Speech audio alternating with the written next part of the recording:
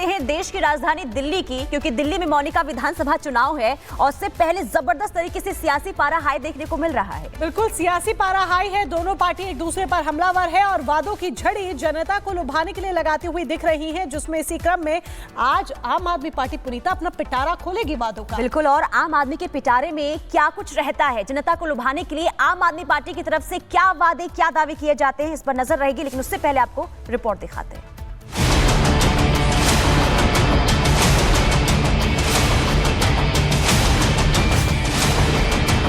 दिल्ली विधानसभा चुनाव में वादों का पिटारा खुल गया है। दिल्ली के दंगल में फतह हासिल करने के लिए सियासी दलों ने वादों की झड़ी लगा दी है। जनता को रिझाने के लिए रोजाना एक से बढ़कर एक ऐलान किए जा रहे हैं। एक दूसरे के वोटर्स को लुभाने के लिए सभी पार्टियों ने पूरी ताकत झोंक दी है। बीजेपी और कांग्रेस ने अपने अपने घोषणा पत्र जारी कर दिए हैं और अब बारी दिल्ली की सत्ता पर काबिज आम आदमी पार्टी की है।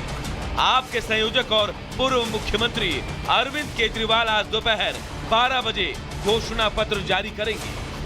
आम आदमी पार्टी का मैनिफेस्टो भले ही अभी जारी ना हुआ हो, लेकिन वो राजधानीकरण जीतने के लिए चुनावी वादा करने से पीछे नहीं रही है।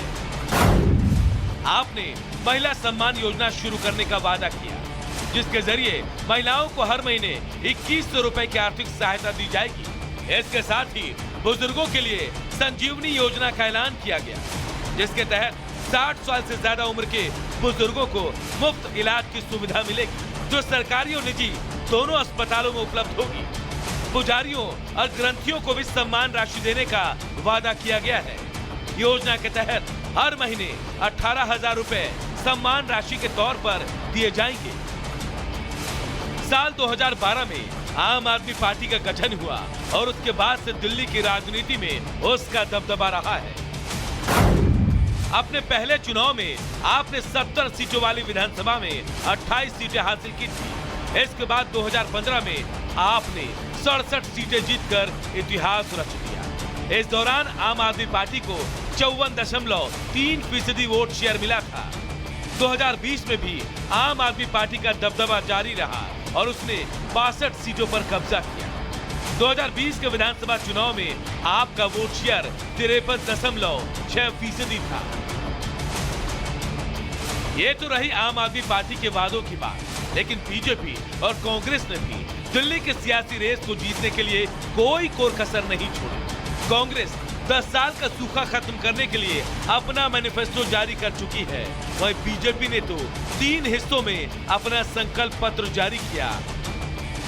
जनता अपने आप को ठगा हुआ महसूस करती है, वायदे पूरे नहीं हुए और महिला विरोधी सोच साफ न। अखिल भारतीय अखाड़ा परिषद, जिसकी ओर से यानी कि ये कहा गया कि 27 जनवरी का दिन आज है और आज ही आपको बता दें कि धर्म संसद का मौनिका आयोजन होना है। बिल्कुल, आज धर्म संसद का आयोजन होगा और यानी कि देवकीनंदन ठाकुर की अध्यक्षता में जिस तरीके से धर्म संसद का पुनीता आयोजन होने जा रहा है, एक ही छत के नीचे तमाम जो साधु संत हैं वो दिखाई देने वाले हैं इस धर्म संसद के जरिए और अपनी मांग रखेंगे। बिल्कुल, देवकीनंदन ठाकुर की पंडाल में इस धर्म संसद का आयोजन होगा, लेकिन इस धर्म संसद की जो 2 मुख्य मांगे हैं वो ये कि सनातन बोर्ड का गठन हो और दूसरी मांग ये है कि मुस्लिम का जो वक्फ बोर्ड है उसे खत्म किया जाए। इसी को लेकर आज धर्म संसद का आयोजन होने जा रहा है और इस पर सबकी निगाहें टिकी हुई है कि आज धर्म संसद में आखिर क्या कुछ रहेगा।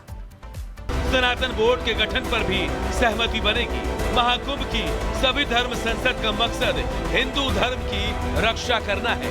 बड़े संत महामंडलेश्वर अखाड़ा परिषद के अध्यक्ष, इन सबसे हमने आग्रह किया है और एक ही चीज कही है कि धर्माचार्यों के माध्यम से इस कुंभ से एक ऐसा मैसेज जाना चाहिए जहां से धर्म और युवा जो पीढ़ी है वो सुरक्षित हो सके और तिरुपति बालाजी जैसे कांड इन फ्यूचर भविष्य में कभी ना हो।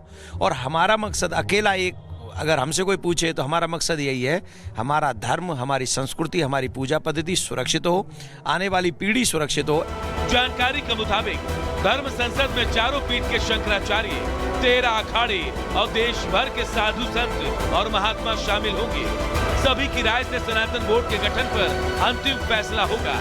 इसका मसौदा तैयार करके सरकार को भी भेजा जाएगा। धर्म संसद से जुड़ने के लिए होगा। Bureau report, Republic Bharat. तो महाकुंभ में लगने जा रहा है धर्म संसद और इस धर्म संसद पर सभी सनातनियों की नजर टिकी हुई है। लेकिन धर्म संसद क्या है ये भी समझ लीजिए। देखिए, संसद की तर्ज पर धर्म संसद होती है और सनातन धर्म में धर्म संसद के आयोजन की ये पुरानी परंपरा है। लोकतांत्रिक तरीके से सभी संत अपने विचार यहाँ पर रखते हैं, विचारों को साझा किया जाता है। धर्म संसद के जरिए सनातन धर्म के लिए अहम फैसले लिए जाते हैं। इसके अलावा इन अहम फैसलों को पूरे देश में लागू किया जाता है और आम सहमति के बाद धर्मादेश जारी किया जाता है। इसके अलावा धर्म संसद का मसौदा सरकार को भी दिया जाता है, यानी कि जो धर्म संसद में चर्चाएं होती है, जो फैसला लिया जाता है, ये मसौदा सरकार को भी सौंपा जाता है। लेकिन अब आपको ये बता देते हैं कि आखिर किसके क्या मुद्दे हैं और क्या वजह है कि धर्म संसद का आयोजन हो रहा है। तो देखिए, बात करें शंकराचार्य निश्चलानंद की तो हिंदू राष्ट्र की इनकी मांग है। इसके अलावा अवि मुक्तेश्वरानंद की बात करें तो गाय को राष्ट्रमाता बनाया जाए, ये इनकी मांग है। देवकीनंदन ठाकुर जो सबसे ज्यादा मुखर रहे सनातन बोर्ड को लेकर, इनकी मांग है कि सनातन बोर्ड का गठन हो। और नरेंद्रानंद सरस्वती की बात करें तो ज्ञानवापी की मुक्ति की इनकी मांग है। वहीं श्री कृष्ण जन्मभूमि संघर्ष न्यास की बात करें तो जन्मभूमि मुक्ति इनकी भी मांग है। तो ये तमाम ऐसे मुद्दे हैं जिसे लेकर धर्म संसद का आयोजन आज हो रहा है। लेकिन आज के धर्म संसद में मुख्य दो मुद्दे, पहला मुद्दा यह कि सनातन बोर्ड का गठन हो और दूसरा वक्फ बोर्ड को खत्म किया जाए। और चलिए आगे बढ़ते हैं। कल पूरा देश जहां गणतंत्र दिवस का जश्न मना रहा था क्योंकि इसी दिन हमारा संविधान लागू हुआ था, तो वहीं दूसरी तरफ पंजाब से एक ऐसा घटनाक्रम सामने आया जिसके बाद अब भारी बवाल मचा हुआ है। संविधान निर्माता डॉक्टर भीमराव अंबेडकर की प्रतिमा को तोड़ने की कोशिश की गई। प्रतिमा आंशिक रूप से तोड़ी भी गई है, टूट भी गई है, जिसके बाद अब पंजाब में बवाल मचा हुआ है। तो दूसरी तरफ सियासत भी इस मुद्दे पर देखने को मिल रही है। रिपोर्ट देखिए।